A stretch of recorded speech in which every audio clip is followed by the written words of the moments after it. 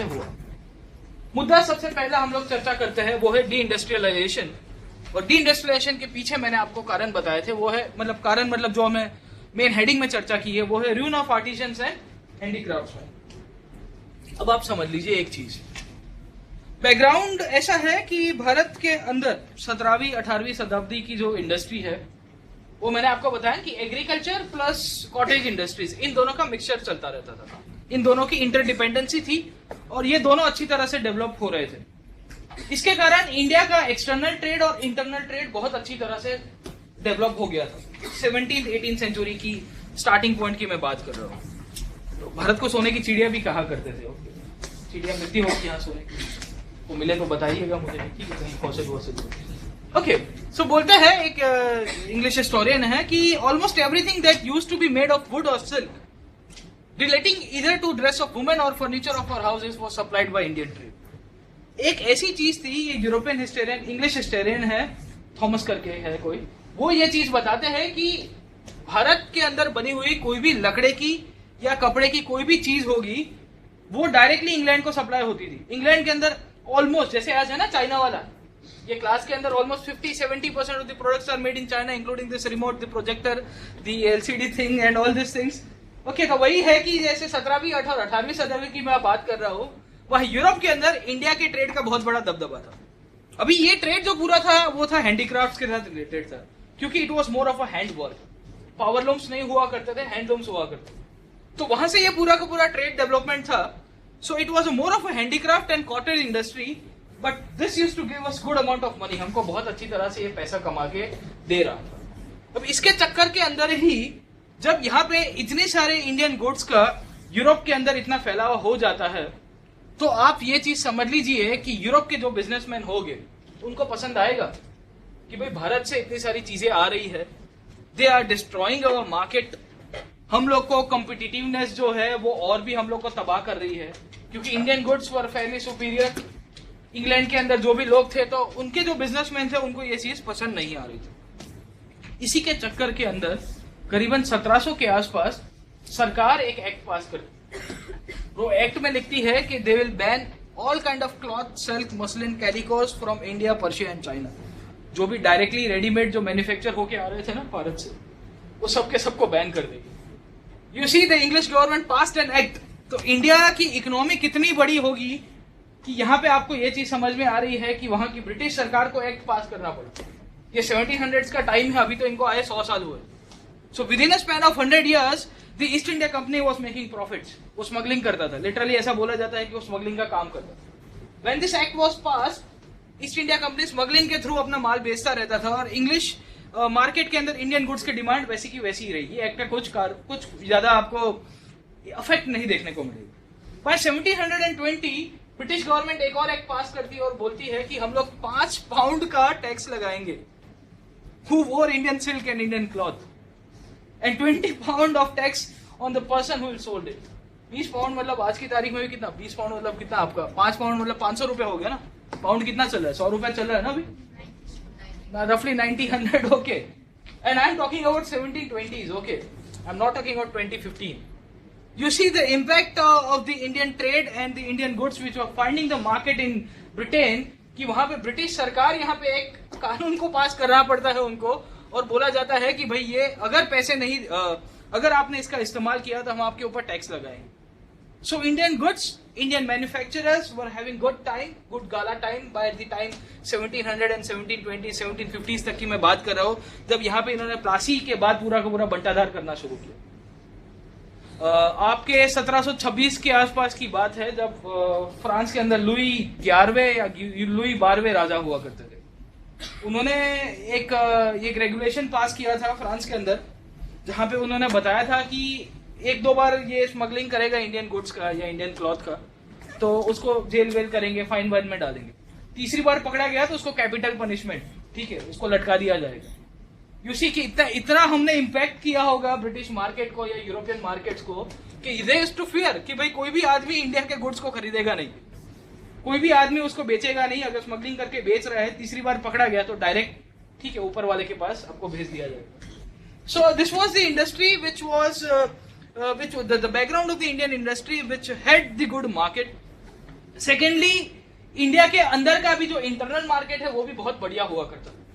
तो जितने भी आपकी बड़ी बड़ी रियासतें थी, all the elite class people, ये लोग भी हैंडीक्राफ्ट के सामान को अच्छी तरह से बाय कर रहे हैं। तो यहाँ पे जितने भी हैंडीक्राफ्ट वर्कर्स थे, आर्टिजन्स थे, उनको अच्छा मार्केट मिल रहा था, डोमेस्टिक और इंटरनेशनली दोनों साइड के ऊपर। नाउ यू ट्राई टू सी कि इंडस्ट्रियलाइजेशन का पूरा जो प्रोसेस है वो डी इंडस्ट्रियलाइजेशन की तरफ कैसे जा रहा है। How did the deindustrialisation took place, किस तरह से यहाँ पे भी औद्योगिकरण शुरू हुआ भारत के अंदर, what was the pace and how did it affected the Indian economy and the Indian society. एक है ना कि economy and society are very very much interrelated. आर्थिक रूप से कुछ आप यहाँ पे कुछ परिणाम लाने की कोशिश करोगे तो समाज व्यवस्था के अंदर भी आपको कुछ ना कुछ असर देखने को मिलेगा। इसके लिए तो बोला जाता है कि globalisation is a kind of economic process. But UPSC पूछता है कि how it globalisation is affecting Indian farmers, how is globalisation affecting Indian women, इस बार पूछ दिया उसने। How is globalisation affecting the Indian farmers, how is globalisation affecting the religion, धर्म को भी किस तरह से ग्लोबलाइजेशन असर कर सकता है कि नहीं कर सकता। So there can be many of the questions which can be framed. यहाँ पे हम लोग आ जाते हैं डी इंडस्ट्रियलाइजेशन कैसे हुआ।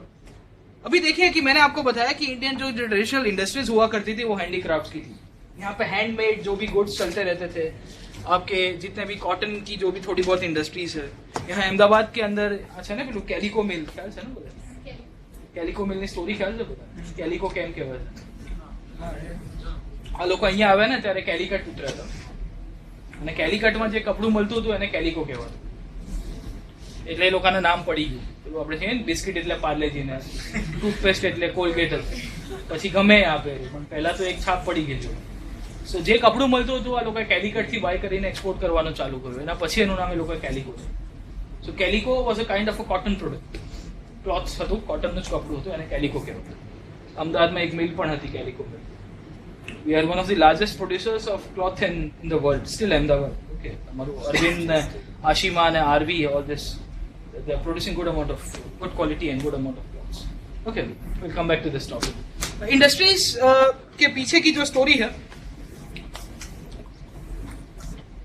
ये स्टोरी ऐसी है कि industries and commerce are interrelated. दूसरा मैंने आपको बताया कि इंडस्ट्री अगर कुछ बनेगा, यहाँ से कॉमर्स एंड ट्रेड का डेवलपमेंट होगा इंडस्ट्रीज के थ्रू, तो आपके मार्केट दो प्रकार के हो सकते हैं। एक है आपका डोमेस्टिक मार्केट और जनरली दूसरा मार्केट जो होता है जिसे कहते हैं इंटरनेशनल मार्केट। हमने आपको यह भी चीज बताने की कोशिश की अभी तक कि जो इंडिया की हैंडीक्राफ्ट इंडस्ट्री हुआ करती थी, they had both the markets and they were very much in demand.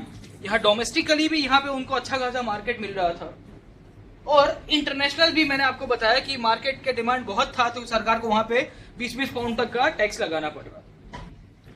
अभी हम लोग को जो देखना है वो स्टोरी यहाँ पे यही देखनी है कि ये डोमेस्टिक मार्केट को किस तरह से खत्म किया गया और इंटरनेशनल मार्केट को किस तरह से खत्म किया। मुद्दे की बात के ऊपर पहले यहाँ पे हम लोग थोड़ा इंटरनेशनल साइड की तरफ जाते हैं कि how did the international market regarding the Indian goods was finished. अब आप समझिए एक चीज कि हम लोग 1700-1800 के आसपास की भारत की बात कर रहे हैं और कहानी ऐसी चल रही है कि यहाँ पे इन्होंने बहुत सारे एक्ट्स पास किए और वही एक्ट्स के चक्कर में इन्होंने भारत के गुड्स को मना किया कि आप इंग्लैंड और यूरोप के बहुत सारे मार्केट्स के अंदर ना घुस पाए। सो उस तरह से इन्होंने एक थोड़ी प्रोएक्टिवनेस दिखाई थी अंग्रेजों ने। अभी इसके बाद भी इंडिया का गुड्स ब्रिटेन में जाना या यूरोप में जाना रुका नहीं। सो बाय 1700 1750-1760 के आसपास की जो पूरी की पूरी पॉलिसी आ जाएगी, जो टाइम आ जाएगा, यहां तक जाते जाते ये लोग एक सीट डिसाइड कर देते हैं कि अब उनके पास पॉलिटिकल पावर आ गया था। 1765 के बाद आ गया था बक्सर के पास, प्लासी के बाद 1750 1760। तो जहां जहां उनके पास पॉलिटिकल पावर था, जो जो एरियाज को लेके, वहां वहां उन्होंने बोला कि यहां से तो हम लोग कुछ भी हो जाए एक्सपोर्ट नहीं होने देंगे। यहां से जो फिनिश गुड्स बन के जो इंग्लैंड जा रहा था ना, वो एक्सपोर्ट नहीं होने देंगे। तो एक पॉलिसी इन्होंने डेवलप की जिसे कहते हैं यूनिलैटरल फ्री ट्रेड पॉलिसी, एक तरफीय मुक्त व्यापार की नीति। मुक्त व्यापार आपको पता चलता है ना सबको, free trade. Okay, zero taxes, zero custom duties. छोटे दीवार टूटती क्यों नहीं, इंडिया पाकिस्तान के बीच में आज नहीं तो कल टूट जाएगी, ठीक है, तो आपका व्यापार बहुत बढ़ जाएगा, तो बॉर्डर सब हट जाएगी जैसे यूरोप के अंदर हुआ। This is the reality. Two countries which had fought the most horrendous world wars are like partners in crime and partners in rhyme. Germany and France. बोला जाता था कि the German chancellor is suffering from Frenchophobia. बोले उसको भी जैसे है ना, India is suffering from Pacophobia and Pakistan is suffering from Indophobia. मतलब कुछ भी हो जाता है, ये उंगली इस तरफ ही करते रहते हैं.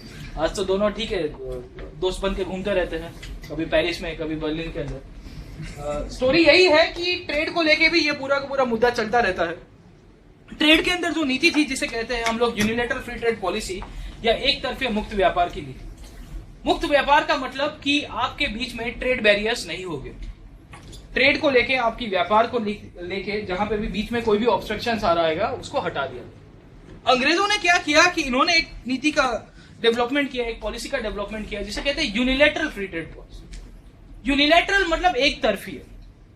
एक तरफिया का मतलब ऐसा होता था कि ब्रिटेन से कोई सामान जो इंडस्ट्रियली, यहाँ पे उन्होंने जो इंडस्ट्रियल रिवॉल्यूशन हुआ था ब्रिटेन के अंदर 1800 के आसपास की मैं बात कर रहा हूँ, उसके बाद और डेवलपमेंट हो रहा है, तो वहां से जो मशीन के द्वारा जो बनाया गया जो सामान था वो भारत के अंदर बेचा जाएगा. अभी यहाँ पे इनके पास कलकत्ता और इसके जो भी इर्द गिर्द के जितने भी बंदरगाह थे उनके ऊपर उनका एक राजकीय कंट्रोल हुआ करता था. तो उन्होंने ये जितने भी गुड्स थे उसके ऊपर बोल दिया कि हम लोग टैक्स नहीं लगाएंगे. क्यों? क्योंकि ये हमारे खुद के सामान है ना. ब्रिटेन में खुद बन के आ रहा था तो जैसे कि हम लोग यहाँ पे कोई टैक्स नहीं लगाएंगे. लगाया तो 2 से 4% का लगा दिया, खाली नाम से, जस्ट फॉर द नेम से. इनको लगा कि खाली टैक्स लगा दो, ऑन पेपर दिखाएंगे. जब इनके पास पॉलिटिकल कंट्रोल यहाँ बंगाल के अंदर था और दूसरे और भी प्रांतों के अंदर था, तो इन्होंने डिसाइड कर दिया कि भारत से जो भी सामान बेचा जाएगा इंग्लैंड के अंदर या यूरोप के अंदर, उसके ऊपर हम लोग कस्टम ड्यूटी लगाएंगे 300%, 400%, 500%. यू सी कि बाय 1700s इन्होंने एक्ट पास करने की कोशिश की. एक्ट के द्वारा इंडियन गुड्स की डिमांड कम करने की कोशिश की, but that could not took place, that could not happen. वो नहीं हो पाया. और इसी के कारण इनको लगा कि हम लोग अब डायरेक्टली कुछ ना कुछ हरकत करनी पड़ेगी. और यही हरकत के कारण इन्होंने भारत के जो भी गुड्स से, भारत का जो भी सामान था, उसकी डिमांड कम करने के लिए उसके ऊपर टैक्स लगा दिया. अब क्या होगा कि भारत से एक छोटे सी कपड़ा, एक छोटा सा रुमाल बन के गया, वो 10 रुपए का था और उसके ऊपर आपने 300% टैक्स लगा दिया, तो वो इनकम्पिटिटिव होगा कि कम्पिटिटिव रहेगा? सिंपल चीज है, it will become incompetitive. So Indian goods की जो डिमांड थी, जो ब्रिटेन के अंदर थी या यूरोप के अंदर थी, उसको तोड़ा गया. और सरकार ने बोला कि हम लोग टैक्स लगा रहे हैं क्योंकि we are following a protective tariff policy. अगर आप WTO देखोगे आज की तारीख के अंदर, तो यही ऐसे ही उठपटांग शब्द उसके इस्तेमाल किए गए हैं. इसके लिए उसको बोला जाता है कि ये न्यू कॉलोनियलिज्म की आइडियोलॉजी को दिखाने वाला पूरी की पूरी संगठन है. ओके, सो बोला है सरकार ने, ब्रिटिश गवर्नमेंट ने, कि we are following a protective tariff policy, और हमारे ब्रिटेन के गुड्स को और बढ़ावा मिल पाए इसके लिए आपके सामान के ऊपर हम लोग टैक्स लगा रहे हैं. उस टाइम तो WTO था नहीं कि आप उसके डिस्प्यूट सेटलमेंट मैकेनिज्म के ऊपर चले जाओ, वरना इंडिया के कोई प्रिंसली स्टेट वाले चले जाते हैं कि माई बाप, इंग्लैंड ने हमारे ऊपर इलीगल टैक्स लगा दिया है. और शायद डिस्प्यूट सेटलमेंट मैकेनिज्म एक तटस्थ और न्यायपूर्ण संस्था होती तो इंडिया के फेवर में भी कुछ अच्छा कुछ डिसीजन दे पाएगा. अभी भी एक चल रहा है वो सोलार पैनल वाला, आप देखते रहिएगा, US वाला. ठीक है, यही पूरा का पूरा मुद्दा है. अब देखिए कि इंडिया के गुड्स को इनकम्पिटिटिव बना दिया गया ब्रिटेन के मार्केट के अंदर. दूसरा, इन्होंने एक चीज पूरी की पूरी यहाँ पे डेवलप की कि ब्रिटिश गुड्स को इंडिया पे कैसे लाया जाए. वो ब्रिटिश गुड्स का यहाँ पे इंडिया के अंदर एंट्री होता है कब से? 1813 का चार्टर एक्ट याद करिए आप. The charter act of 1813 abolish the monopoly of the east India company. East India company के ऊपर जो अभी तक जो पूरा पूरा उसको अधिकार दिया गया था खाली व्यापार को लेके, उसे खत्म कर दिया जाता. So are you getting my point कि एक तरफ से भारत का जो सामान जो इंग्लैंड के अंदर बेचा जा रहा था उसके ऊपर टैक्स लगा दो, और टैक्स लगाने के कारण जो ब्रिटिश गुड्स थे, जो इंडियन गुड्स थे, वो इनकम्पिटिटिव हो गए क्योंकि वो बहुत कॉस्टली हो गए, बहुत ही महंगे हो गए. साथों साथ ब्रिटिश गुड्स को जब इंडिया के अंदर एंट्री लानी थी तो उसके पीछे एक एक्ट पास कर दिया जिसका नाम था चार्टर एक्ट ऑफ 1813. चाय और चाइना को छोड़ के ईस्ट इंडिया कंपनी की मोनोपोली खत्म कर दी गई थी. एक मुद्दा आपको समझ में आ रहा है अभी तक जो हम लोग चर्चा कर रहे हैं, वो यही है कि किस तरह से सामान की आवागमन को रोका गया, इंडिया की सामान की आवागमन को, ब्रिटेन की सामान जितना भी था उसको एंट्री मिल गई. अब मुद्दा दूसरा ये आ रहा था कि इन्होंने सामान तो भेज दिया भारत के अंदर, पर उसके लिए मार्केट कहाँ है भाई साहब? આપણે લોકો તો માખણ ખાતા ને ભાઈ બટર ખવડાવવા માટે માર્કેટ તો ડેવલપ કરવું પડે. મેં કીધું ને કે વડાપાઉં ખાતા ને વડાપાઉંથી બર્ગર ની ખાવા માટે ને આખે માર્કેટ डेवलप કરવું પડે. ये मार्केट कैसे डेवलप कराया जाएगा? तो मार्केट को लेके इन्होंने सोचा कि हम लोग को यहाँ पे इंडिया की सोसाइटी को एंग्लिसाइज करना, और इसी के चक्कर में इन्होंने जो कॉलोनियलिज्म का इसका ही एक इंटरनल एस्पेक्ट था, और इन्होंने यहाँ पे मॉडर्न एजुकेशन, आधुनिक शिक्षण की जो शुरुआत थी ना. So how did the Indian colonialism, how did the colonialism affected the Indian economy, और किस तरह से इसकी शुरुआत हो रही है, हम लोग जो चर्चा कर रहे हैं उसके अंदर ही हम लोग जा रहे हैं कि डी इंडस्ट्रियलाइजेशन कैसे हुआ. अब आप समझिए कि जो इंटरनेशनल मार्केट था, हमारे जितने भी हैंडीक्राफ्ट, जो आपके जितने भी वीवर्स लोग थे, जो हैंडलूम कम्युनिटी को चलाने वाले लोग थे, जो हस्तशिल्पी की कारीगर थे, उन सब का मार्केट इंटरनेशनल तो खत्म हो रहा था. साथों साथ एक मुद्दा यहाँ पे हो रहा था, वो था कि भाई साहब चलो इंटरनेशनल मार्केट तो खत्म हो गया, पर मैंने आपको बताया कि डोमेस्टिक मार्केट भी बढ़िया था कि नहीं था? बड़े बड़े राजे रजवाड़े खरीदा करते थे इनसे. All this handicraft workers even in ancient and medieval times, इनको पेट्रोनाइज करने वाला एक ही क्लास हुआ करता था, वो था रूलिंग क्लास, ये एलीट सोसाइटी. आज की तारीख के अंदर भी हैंडीक्राफ्ट लोगे आप कोई भी चीज, तो it would be costlier then the machine made goods. Simple चीज है, क्योंकि उसमें हैंडवर्क, उसमें टाइम, प्रिसीजन, ये सब बहुत जाता है. कारीगरी, उसमें टैलेंट भी होता है. मशीन के अंदर R&D का टैलेंट अलग होता है. यहाँ पे तो एक हर एक चीज, हर एक इंसान उसको, जैसे स्कल्पचर होगा तो वो आराम से उसको स्कल्प करता रहेगा. अभी यहाँ पे कहानी रुक जाती है आपकी कि डोमेस्टिक मार्केट को किस तरह से खत्म किया गया. डोमेस्टिक मार्केट को खत्म करने के पीछे इन्होंने सोचा कि हम लोग इंडिया के पूरी की पूरी जो आवाम है, यहाँ पे इंडिया की जो लोग है, उसको एंग्लिसाइज कर देते, उनको अंग्रेज बना देंगे तो कैसा होगा. बोले what an idea sir. Bharat के लोगों को अंग्रेज बनाया गया, उसके पीछे ही उसकी चाल के अंतर्गत उन्होंने यहाँ पे मॉडर्न एजुकेशन की शुरुआत की. One of the reason behind the introduction of modern education in India was the colonial aspect. हमने देखा था ना कि किस तरह से इनकी क्या सोच थी ब्रिटिश गवर्नमेंट की कि if we will teach this people English, they will be truly dispose towards British rule. British rule के विरुद्ध में ये कुछ बोलेंगे, कहेंगे नहीं. साथों साथ they can also act as a consumer base. यहाँ पे आपको एक पूरा का पूरा जो डिमांड खड़ी करने वाला जो बेस होगा, वो भारत के ही लोग होगा. इसके लिए उसको सिखाए. So on one hand the Indian market और द इंडियन मैन्युफैक्चरर्स, जो यहाँ पे इंडस्ट्रीज हुआ करती थी, जो थोड़ा बहुत प्रोड्यूस कर रही थी, उनकी इकोनॉमिक एस्पेक्ट को देखे हुए इंटरनेशनल मार्केट उनके लिए रोका गया. साथों साथ यहाँ का जो डोमेस्टिक मार्केट था, जो डिमांड चलती आ रही थी, जो यहाँ के ट्रेडिशनल रूलिंग क्लास थी, उनको एंग्लिसाइज कराया गया. अभी ये तो मैंने आपको बताया कि ये तो छोटा सा सेक्शन था जो एंग्लिसाइज हो रहा था. बाकी इनको जो मेन पेट्रोनाइज करने वाले जो लोग थे, वो लोग थे राजे रजवाड़े. मैंने बताया ना कि अगर आप पुरानी मूवीज या बहुत सारी देखोगे, उसके अंदर होता है कि आप कोई स्मार्ट हैंडीक्राफ्ट या आपके अंदर कोई भी टैलेंट होगा, तो राजा आएगा और राजा की आपको दरबार के अंदर आपको कुछ पेश करना है कि राजा जी मैं ये आपके लिए ये बना के लेके आया हूँ. तो कुछ सीट होगी, कोई सोफा होगा, कुछ म्यूजिक होगा, आप कोई भी म्यूजिशियन होगे, कोई पेंटर होगे, तो राजा खुश हो जाएगा, तकलिया रखे 2-4 सोने चांदी के मोहर वोहर दे देगा और आपको बोल देगा कि इसको मेरे दरबार में एक जगह दे दो. तो इस तरह की यहाँ की पूरी हैंडीक्राफ्ट इंडस्ट्री चलती थी. जो लोकल किंग्स, यहाँ पे जितने भी इलीट क्लास के सोसाइटी थे ना, उसको पेट्रोनाइज करने वाले लोग. अब हुआ क्या कि यहाँ के जितने भी लोकल किंग्स थे, उनको खत्म कर दिया गया. If you see post 1813 and somewhere around 1850s, यहाँ पे कंटिन्यूअस एनेक्सेशन होता है. डेलहाउसी के टाइम तक आते आते, अगर आप थोड़ा बहुत हिस्ट्री एक ओवरव्यू आपने लिया होगा, तो एक चीज हमको जानने को मिलती है कि डेलहाउसी आता है और यहाँ पे सबके सब स्टेट्स का विलय करेगा. अब आप समझिए कि इनकी जो लोकल डिमांड करने वाले जो लोग थे, the people who used to demand this handicrafts, उनका तो खुद अस्तित्व ही नहीं रहा. लगान के राजा जी आप याद करिए, वो खुद पेंशन के ऊपर जी रहे थे. How could he been able to employ this handicraft worker.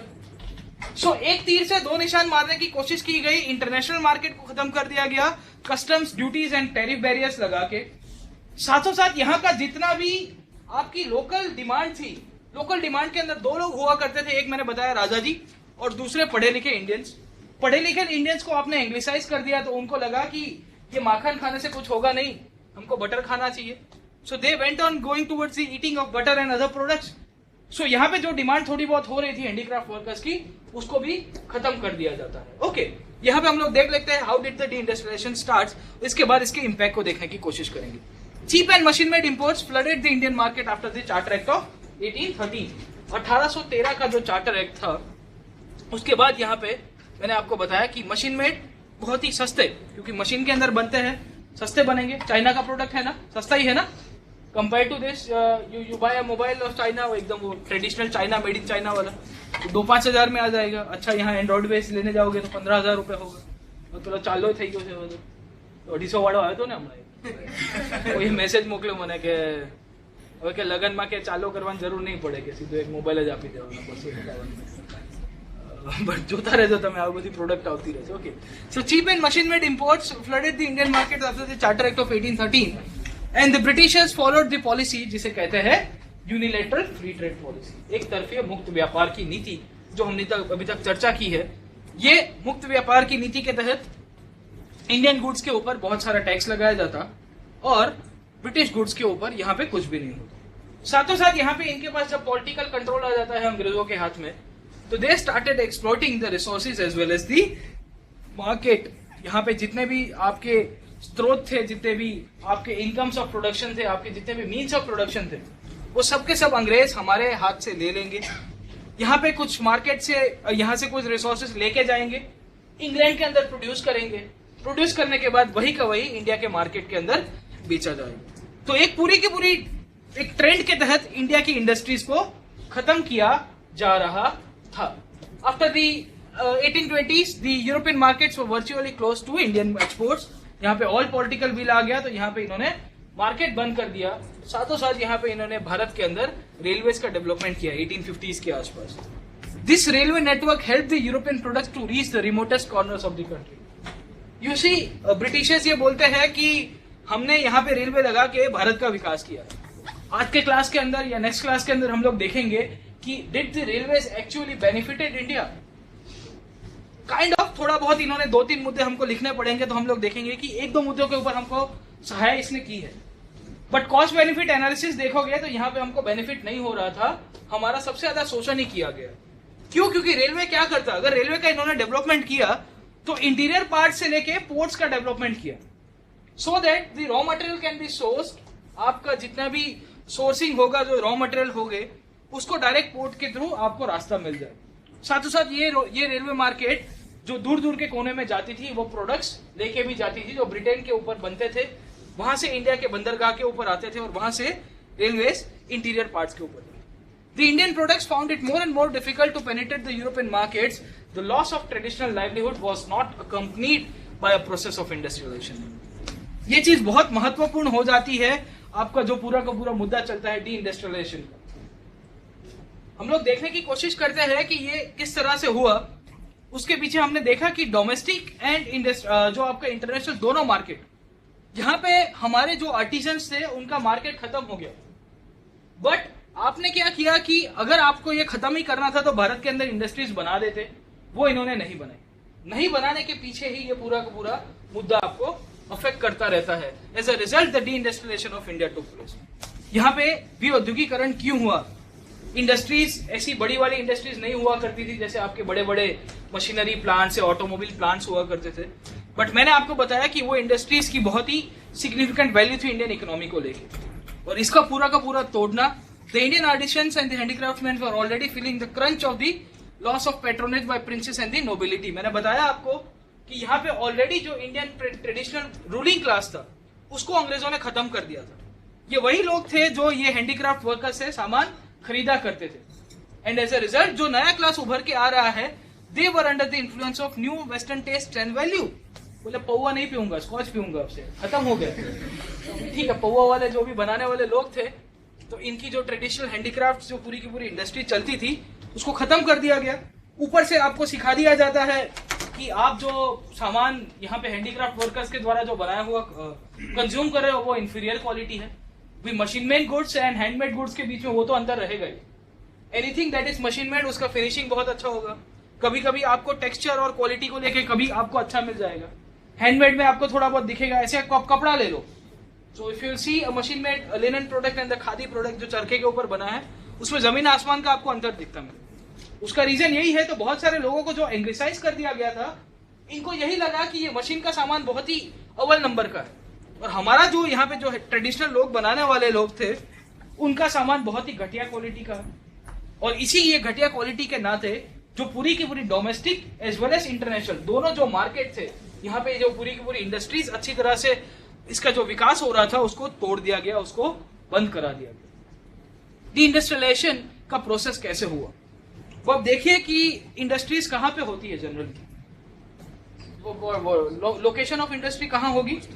Raw materials, और उसके आजू बाजू में अर्बन सेंटर्स भी होते हैं, मार्केट होता रहता है, अर्बन सेंटर्स भी होते हैं।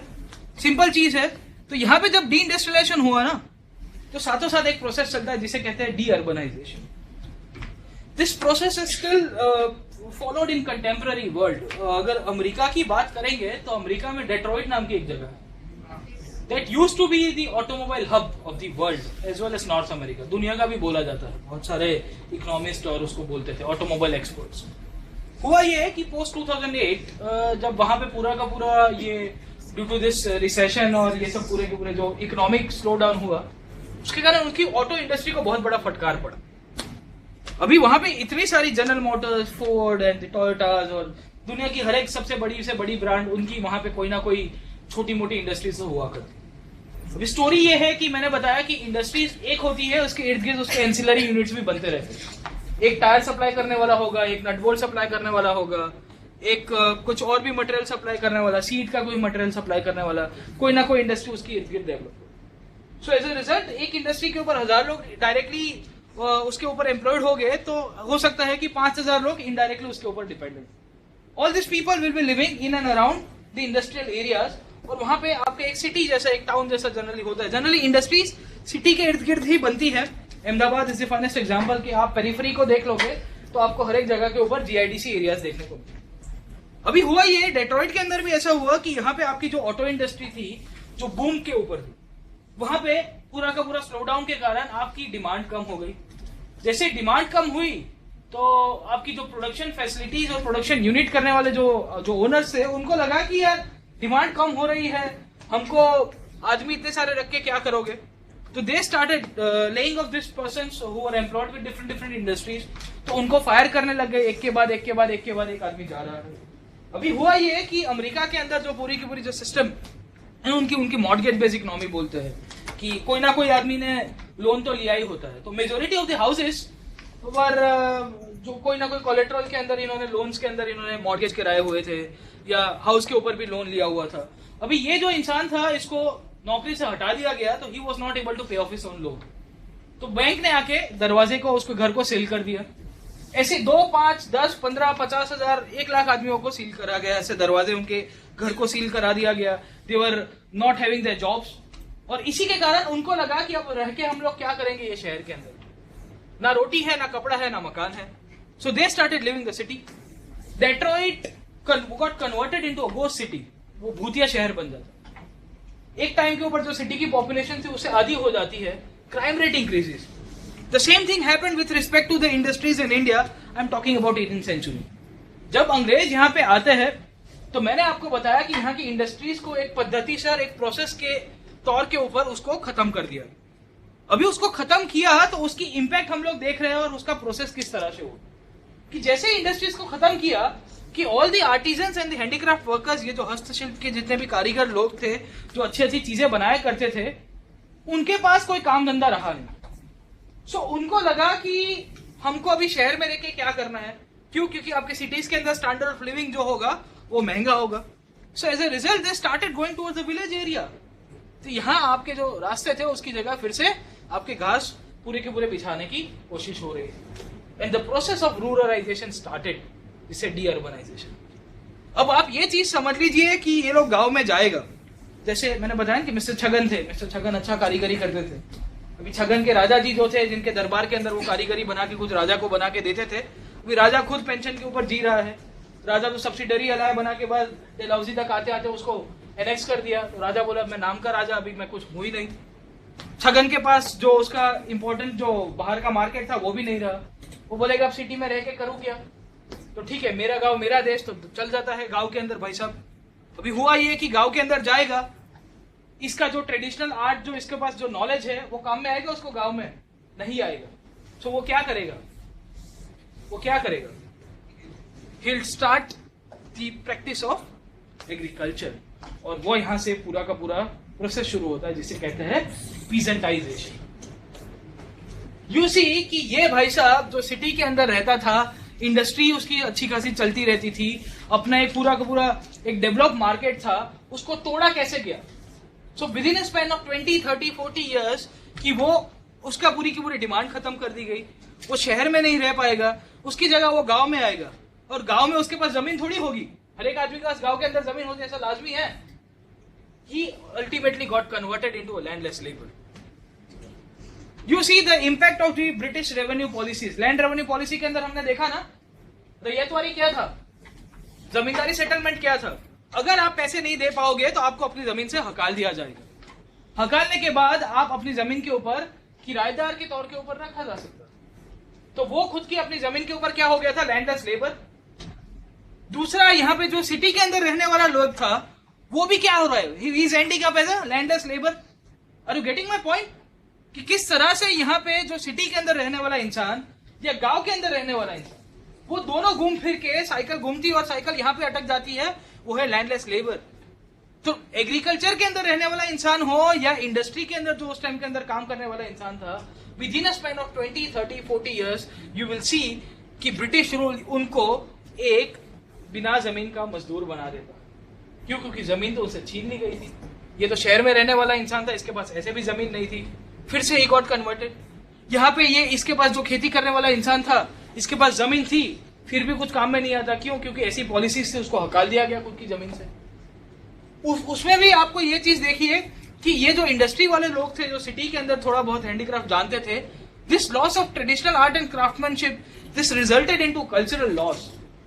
ये बहुत मैटर करता है ना। अगर आप यूनेस्को की वर्ल्ड हेरिटेज लिस्ट थोड़ा बहुत जानते हैं तो उसके अंदर आपको ये चीज देखने को मिलती रहती है। ये चीज वो है कि आपके यहाँ पे टेंजिबल एंड इनटेंजिबल लिस्ट उसने पूरा का पूरा बना। टेंजिबल हेरिटेज के अंदर आपकी करीबन 32 प्रॉपर्टीज है, including the national parks and आपकी जो ओल्ड मॉन्यूमेंट्स। इंटेंजिबल के अंदर ये सब कल्चरल फॉर्म्स, डांस फॉर्म्स है, फिर आपके वैदिक चैंटिंग लिस्ट है, साथों साथ यहाँ पे ट्रेडिशनल जो आपके हैंडीक्राफ्ट या आपकी जो आर्टिजन वर्क्स है ना, उसको भी हम लोग कंजर्व करने की कोशिश करें। हो सकता है कि जब अंग्रेज यहाँ पे आए और यहाँ पे बहुत सारे लोग जो डिइंडस्ट्रियलाइजेशन प्रोसेस के तौर के ऊपर जब गांव में आके सेटल हो जाते हैं, तो एक जनरेशन तो उनको आर्ट पता होगा कि ये आर्ट ऐसे होता है, but with in span of next 50 years they could not inherit their own talent to their next generation, और इसके कारण यहाँ पूरा का पूरा कल्चरल लॉस हुआ। तो अंग्रेजों की नीतियों के कारण यहाँ का पूरा जो हैंडीक्राफ्ट इंडस्ट्री है और यहाँ पे जो कल्चर है उसको किस तरह से तोड़ा गया, वो भी हमने देखने की कोशिश की अभी तक के क्लासेस के अंदर। ओके, अब देख लेते हैं why deindustrialization, decline of traditional ruling class. मैंने बताया कि ये राजा जी अब नहीं रहते हैं, राजा जी इसको हटा दिया गया। The new middle class was fond of English goods. पौवे की जगह एग्जाम्पल स्कॉच का याद रखिएगा, आपको जो भी याद रहता है वो याद रखिए। Okay, the industrial revolution took place in England. As a result of industrial revolution, there was an influx of machine goods. यहाँ पे जो मशीन गुड्स थे वो एक के बाद आने लग गए, एंड एज अ रिजल्ट हमारे जो ट्रेडिशनल गुड्स थे, जो हैंडीक्राफ्ट थे, they could not compete against the machine goods. वो कम्पीट नहीं कर पाए। ऊपर से यहाँ का जो डोमेस्टिक मार्केट था वो भी खत्म हो गया। Unilateral free trade policy, all this was done without compensating the development of machine industry. So from being a net exporter, India became a net importer. एक टाइम के ऊपर हम लोग यहाँ पे बहुत सारी चीजें एक्सपोर्ट किया करते थे, उसकी जगह हम लोग नेट इंपोर्टर। तो इंडिया की जो मेन इकोनॉमी का जो सोर्स था, एक था एग्रीकल्चर और दूसरी थी इंडस्ट्रीज। उसको पूरी की पूरी तरह से कॉलोनियलिज्म ने तबाह कर दिया। How did it affected the agriculture? The agriculture got affected due to the land revenue policies. The industrialization or the industries in India got affected due to different policies and political rule by the British in India. Okay, तो कहीं ना कहीं से प्रश्न आएगा mains के अंदर, तो आप लिख पाओगे। ओके, अब दूसरा हम लोग को जानना यह है कि खाली अंग्रेज अकेले जिम्मेदार थे, were the British only responsible for this industrialization process? तो हमको लिखना है no, there was some inherent internal weakness. यहाँ पे अंदरूनी भी थोड़ी बहुत हमारी जो स्टेट था, यहाँ की जो सिस्टम थी, उसके अंदर कमियां रह गई और इसी के कारण वो ताली दो हाथ से बनती है। जनरली यूपीएससी के अंदर एक मुद्दा बहुत अच्छा है कि अगर आपको हिस्टोरिकल पर्सपेक्टिव से पॉलिटी के अंदर कहीं कोई क्वेश्चन पूछ दे, इकोनॉमी के अंदर, हिस्ट्री के अंदर, सोशल सिस्टम के अंदर, तो एक है ना कि यूनिवर्सल अफर्मेटिव कहते हैं, ऑल एज आर बी, है ना, आप रीजनिंग के अंदर पढ़ते हो ना सब, तो उसके अंदर ऐसा बोला है ऑल एज आर बी, मतलब सब ए बी के इक्विवेलेंट है। तो वैसे universal affirmative British rule in India है। अगर आपको कोई भी प्रश्न मेंस के अंदर पूछे और आपको जनरलाइज करके उसको लिखना है और मुद्दे याद नहीं आ रहे हैं, तो आप एक पॉइंट ठोक के आओगे, वो है British rule in India. Okay, हर एक चीज के ऊपर आप अंग्रेजों को जिम्मेदार ठहरा सकते हो। तो इंडिया के अंदर ये चीज छोड़ के गया सब अंग्रेज, ये छोड़ के गया अंग्रेज, ये छोड़ के गया अंग्रेज। ओके, इनहेरेंट वीकनेसेस है ब्रिटिश रूल की, तो it can be applied in any of the answer forms generally. But हमको ये जानना है हिस्टोरिकल पर्सपेक्टिव से कि खाली अकेला ब्रिटिश रूल जिम्मेदार नहीं था। There were some internal weaknesses which was also responsible for this deindustrialization। उसको जानने की कोशिश करते हैं। पहला वो है कि Indian manufacturers fail to find a new market. अब आप समझिए कि जनरली ऐसा बोला जाता है, अगर आप कैपिटलिस्टिक थॉट को थोड़ा बहुत फॉलो करते होगे, तो ऐसा बोलता है कि if you will produce anything, तो वो आपकी जो मैन्युफैक्चर गुड होगा वो अपने आप अपना मार्केट ढूंढ लेगा।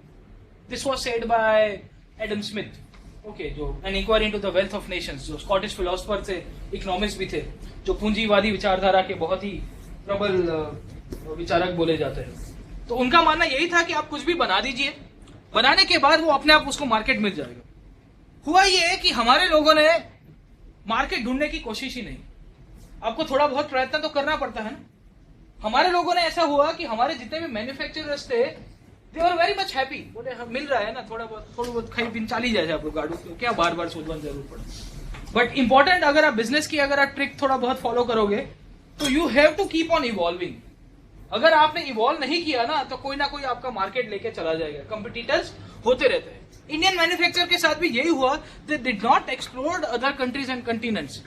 सो एक होता है ना एडवेंचरस ट्रेडर का जो पूरा का पूरा कंसेप्ट। कितने यूरोपियंस आए इंडिया के अंदर, कितने सारे लोग आए, चाइना से आया, अफ्रीका से आया, इब्ने बटूता अफ्रीका से आया, मोरक्को से आया था, इब्ने बटूता बगल में जूता कहते तो करता है फुर फुर फुर। Okay, so he came from Morocco, घूमते घूमते घूमते इंडिया आ गया।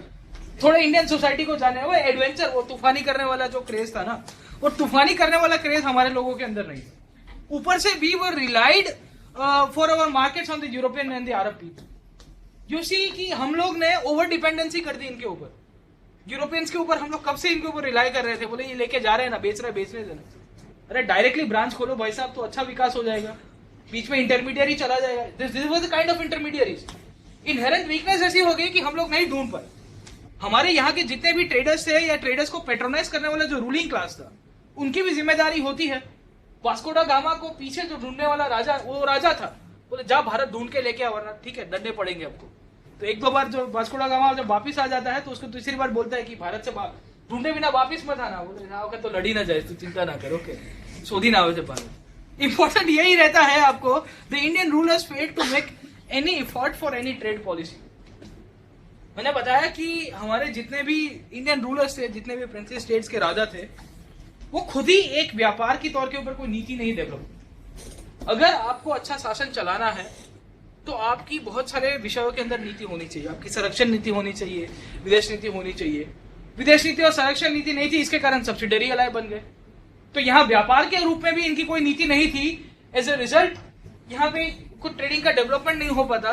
दे used to focus only on one thing, बोले लैंड रेवेन्यू कहाँ से, लैंड रेवेन्यू कहाँ से आता है, उसके ऊपर ही फोकस किया। Rather they should have thought of कि भाई मेरे यहाँ पे ये 3-4 कारीगर अच्छा बना देते हैं, तो इनको 2-4 और मार्केट मिल जाएंगे, तो अच्छा विकास हो जाएगा। बट इन्होंने ऐसा सोचा ही नहीं। इनका तो यही था, बोले घास हो गया तो घास के ऊपर भी हम लोग रेवेन्यू पूरा का पूरा करेंगे। टीपू सुल्तान एक एक्सेप्शन था। टीपू सुल्तान के बारे में अगर आप पीछे की स्लाइड देखोगे, तो he tried to develop trade relations with Europe and African countries. Tipu Sultan ने थोड़ा बहुत ट्राई किया, बट एक राजा करके क्या करेगा। आपका कोहेरेंट जितने भी और भी स्टेट्स है उनको भी करना चाहिए, वो तो नहीं कर पाया। तीसरा मुद्दा यहाँ पे देखने को मिलता है that the Indian states they didn't had the priority of developing navy. इसमें भी टीपू सुल्तान एक्सेप्शन हो सकता है, ऐसा नहीं, बट जो आपका जो मुगल एम्पायर हुआ करता था, इनकी सबसे बड़ी इनहेरेंट वीकनेस यही रही है। अगर नेवी आपने डेवलप की होती और बहुत ही स्ट्रांग नेवी, तो आप अपनी कोस्टल एरियाज को सिक्योर कर पाओगे। कोस्टल एरियाज को सिक्योर कर पाओगे, इसका मतलब यह है कि ब्रिटिश गुड्स इंडिया में आ पाएगा। पोर्चुगीज के पास यही फायदा था ना, कार्टेज सिस्टम। फिटोरियाज एंड कार्टेज क्या था? कार्टेज समुद्र के अंदर था, फिटोरियाज यहाँ पे एंट्री पॉइंट्स के ऊपर पूरे के पूरे बैरियर्स लगा दिए गए थे, पूरे ट्रेड टैक्स भर के जाना पड़ेगा। The reason for the under development of navy by the Indian kings, इसके कारण ही यहाँ के जो पूरा का पूरा मोनोपोली था कोस्टल ट्रेड का, वो सब यूरोपियंस लेके बैठे। If the coastal trade would have been under Indian control, then it would have been difficult for the Europeans to penetrate India. और उनका सामान जो आसानी से मिलता जा रहा था ना, वो नहीं मिला। अगर उनका सामान नहीं मिल पाता, उसका मतलब ये है कि इंडिया के जितने भी गुड्स है उसका मार्केट वैसा का वैसा ही रहता। सो इम्पोर्टेंट हमको ये देखना है कि डी इंडस्ट्रियलाइजेशन के पीछे जो फोर्सेस थे, वो Britishers were primary responsible, but there were some inherent weaknesses into the Indian economic structure as well. और ये इंडियन इकोनॉमिक स्ट्रक्चर आपकी पॉलिटी के साथ रिलेट करेगा। नेवी तो बहुत ही इंपॉर्टेंट एस्पेक्ट हो जाता है, क्योंकि अगर आपने ये हिस्ट्री बताती है कि जो जो लोगों ने इंडियन ओशन के ऊपर रूल किया है, उसने भारत के ऊपर रूल किया, चाहे पोर्चुगीज हो या आपके यूरोपियंस हो। And the result we are continuously developing our naval arm. हम लोग हमारी नेवी को बहुत अच्छी तरह से डेवलप कराए जा रहे हैं। ब्लू वाटर नेवी, हम लोग उसको जो पूरा का पूरा उसका जो टेक्निकल टर्मिनोलॉजी है, फार तक हमारी नेवी की प्रेजेंस रहेगी इंडियन ओशन के अंदर खास करके। ओके, हम लोग देखने की कोशिश करते हैं। ब्रेक लेना है 5 मिनट का।